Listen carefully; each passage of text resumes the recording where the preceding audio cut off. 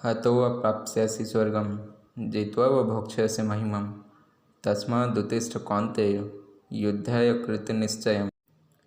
अर्थात, हे कौन्तेय, यदि इस युद्ध में तुम वीर गति को प्राप्त होते हो तो तुम्हें स्वर्ग की प्राप्ति होगी, और यदि तुम्हारी विजय होती है तो तुम धरती का सुख भोगोगे। इसलिए हे कौन्तेय, उठो और निश्चय करके युद्ध करो।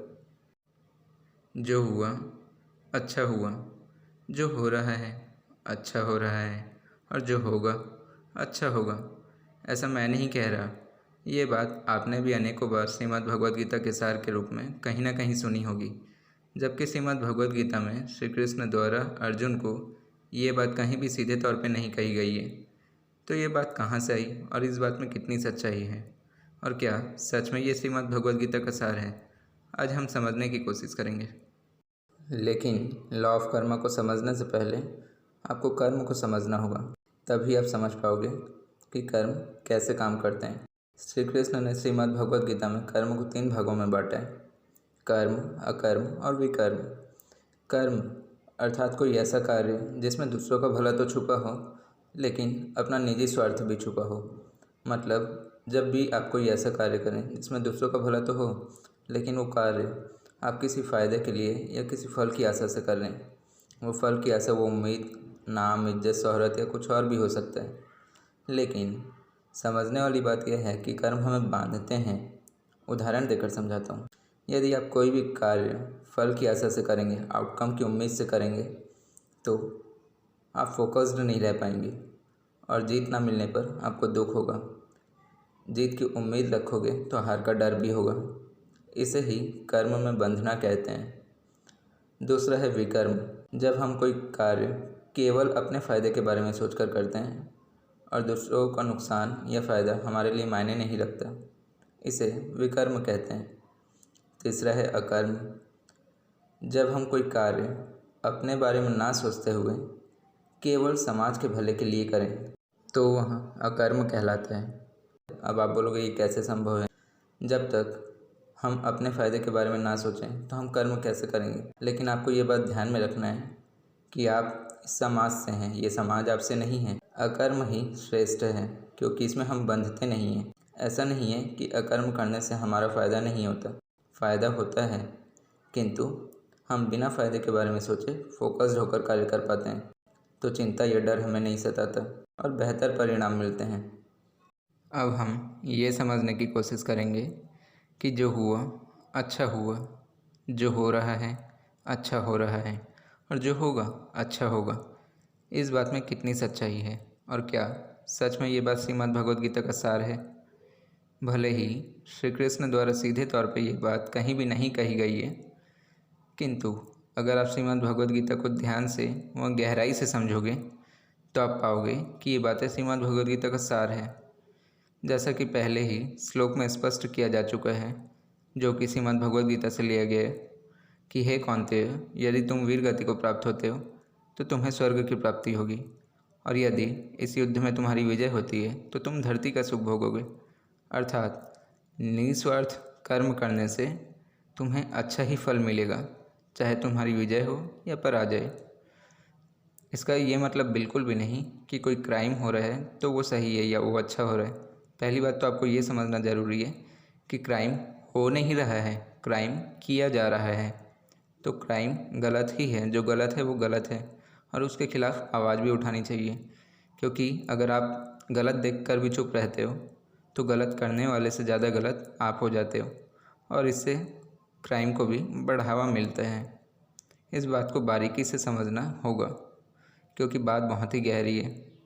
हमारी लाइफ में बहुत से उतार चढ़ाव आते हैं और सभी को हम प्रॉब्लम कंसीडर करते हैं, क्योंकि हमारा दिमाग बाय डिफ़ॉल्ट प्रॉब्लम ओरिएंटेड होता है, सॉल्यूशन ओरिएंटेड नहीं।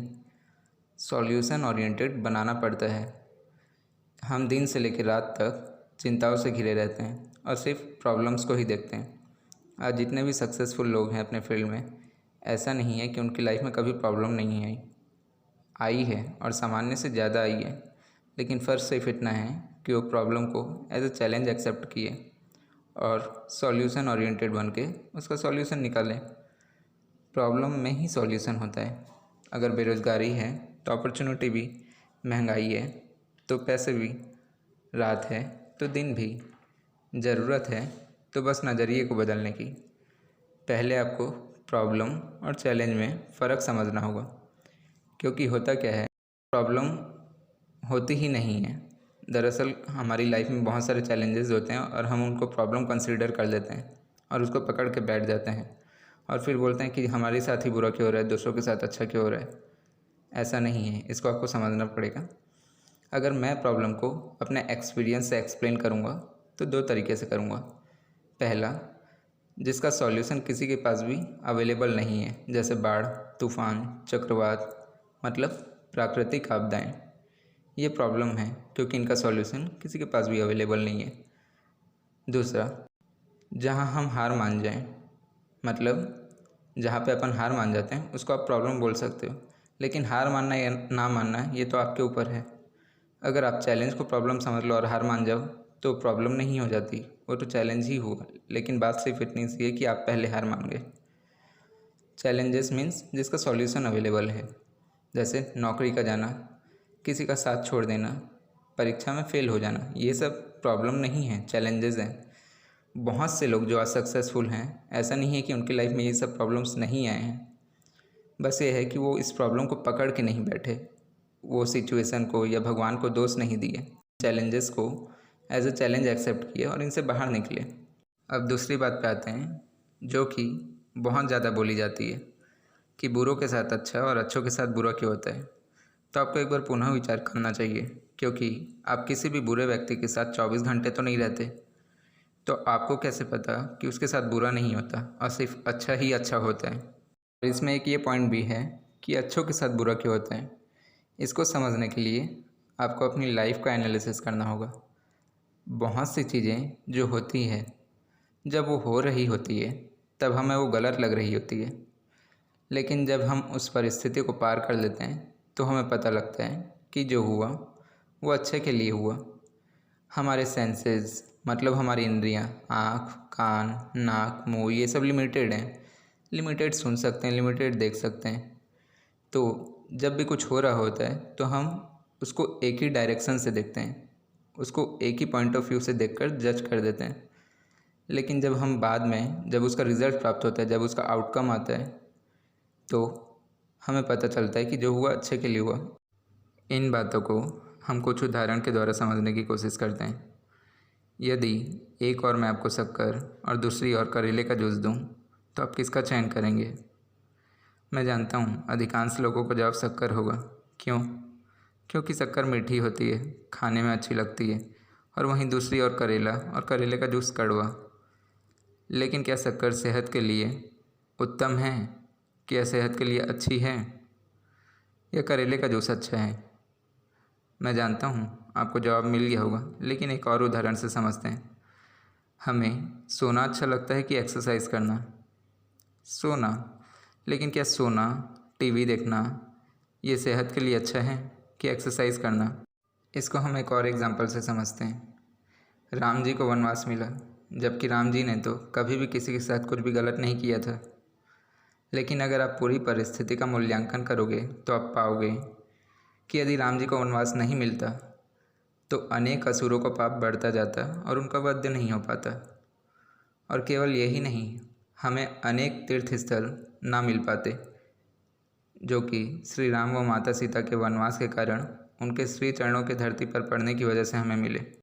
अगर आपने रामायण देखी, पढ़ी या सुनी है तो आपको पता होगा कि श्री राम को वनवास उनके पिता के वचनों के कारण मिला था। राजा दशरथ रानी कैकेयी को वचन दिए थे कि उनके में 2 वचन पूरा करेंगे, इसलिए जब रानी कैकेयी ने राम जी का वनवास मांगा तो राजा दशरथ मना ना कर सके। इससे ये बात साबित होती है कि हमारे कर्म एक दूसरे से इंटरकनेक्टेड होते हैं। लेकिन मेरी इस बात का गलत मतलब ना निकालें। मैं राजा दशरथ को, मतलब श्री राम जी के पिता को, इस बात का दोषी नहीं ठहरा रहा कि उनके कारण श्री राम जी को वनवास मिला। मैं सिर्फ बता रहा हूँ कि हमारे कर्म एक दूसरे से इंटरकनेक्टेड होते हैं। श्री राम जी का वनवास उनके जन्म से पहले से ही निर्धारित था। मैं जानता हूँ अब आप ये सोच रहे होंगे कि जब हमारा भाग्य पहले से ही लिखा होता है तो अगर हम कुछ भी अच्छा या बुरा करें तो उसमें हमारा क्या दोष। ऐसा नहीं है। हमारे पास हमेशा हम जो भी करते हैं उसके लिए दो चॉइसेस होती हैं, दो ऑप्शंस होते हैं कि हम करें या ना करें, या ये करें या वो करें। कर्म का चयन करना हमारे ऊपर होता है। श्री कृष्ण ने श्रीमद् भगवद गीता में बताया है कि हम अपने कर्मों का चयन अपनी प्रकृति के आधार पर करते हैं। प्रकृति 3 प्रकार की होती है, सात्विक, राजसिक और तामसिक। सात्विक अर्थात जिसमें हम अपने से पहले दूसरों के भले के बारे में सोचते हैं। राजसिक जिसमें हम दूसरों का भला तो सोचते हैं लेकिन साथ ही साथ अपने फ़ायदे के बारे में भी सोचते हैं। और तामसिक जिसमें सिर्फ हम अपना फ़ायदा देखते हैं, दूसरों की परवाह नहीं करते, दूसरों का भला बुरा नहीं देखते। तो जैसी हमारी प्रकृति होगी वैसे ही कर्मों का चयन हम करते हैं, और जैसे हमारे कर्म होते हैं वैसे ही हमारा भाग्य निर्मित होता है। कर्म का चुनाव हमेशा हमारे हाथ में होता है, परिस्थितियाँ हमारे हाथ में नहीं होती। मैं जानता हूँ अब आपके मन में ये प्रश्न होगा कि जिसके साथ क्राइम हो रहा है या कुछ गलत हो रहा है, क्या ये उसके पापों की सज़ा है? जी नहीं, ऐसा ज़रूरी नहीं है कि ये उसके पापों की सज़ा है, और ऐसा भी ज़रूरी नहीं है कि ये किसी दूसरे के पापों की सज़ा उसको मिल रही है। पहली बात तो उसके साथ कुछ हो नहीं रहा, उसके साथ किया जा रहा है। मतलब ये प्रकृति निर्मित नहीं है, ये अपने आप नहीं हो रहा है, ये किसी इंसान के द्वारा गलत किया जा रहा है। एक इंसान के द्वारा दूसरे इंसान के साथ गलत किया जा रहा है। तो इसमें जिसके साथ गलत किया जा रहा है, जिसके साथ गलत हो रहा है, उसकी कोई गलती नहीं है। ज़रूरी नहीं कि उसके गलत कर्म हैं या किसी और के गलत कर्म हैं जिसकी सज़ा उसको मिल रही है। ये कर्म उस पहले इंसान के हैं जो वो गलत कर रहा है, और उसकी सज़ा उसको जल्द ही मिल जाती है किसी न किसी तरीके से।